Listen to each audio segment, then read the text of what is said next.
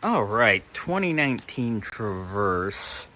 We had a p219b DTC, which is a bank 2 fuel trim correlation code. It's a lean rich correlation code.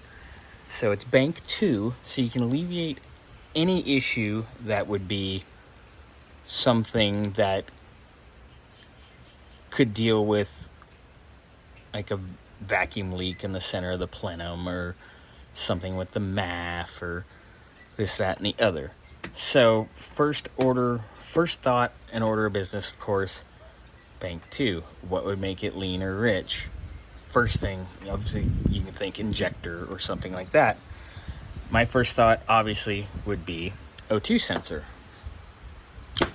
Obviously, upstream. So, luckily, bank 2 on the 3.6, when it's sitting crossways, is this little fucker right here. So I've already changed it out. I did buy genuine GM. I actually bought all 4 of them. They're all 4 the same. That's the part number 12667438.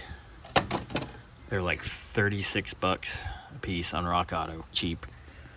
They're NTK or whatever it is, this NGK brand, whatever it is. But yeah, NTK, YNT, then they're stamped GM, so you know who their vendor is. But boys and girls, I would say that baby is lean. So change that out first. It's cheap, it's easy. I do have 3 more. I'll get frisky when I'm at my shop and I'll change the rest of them. And it says that you have to program them, but guess what, people? You don't. That's how the dealer gets to F you in the A. But basically, you just undo the connector, take your socket, break it loose, bam, socket.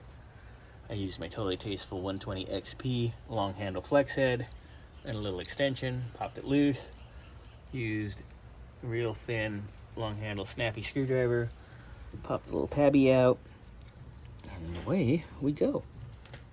And that's all back together. Happy camper. I'm gonna clear the DTC, fire it up, and we are done. Easy peasy. And we will, of course, go ahead and I gotta drive this thing to LA tomorrow, so I'll send an update here later. Also, just a quick update for the people who have seen my videos on this. We are now at about 121,400 miles, and it's been pretty much perfect.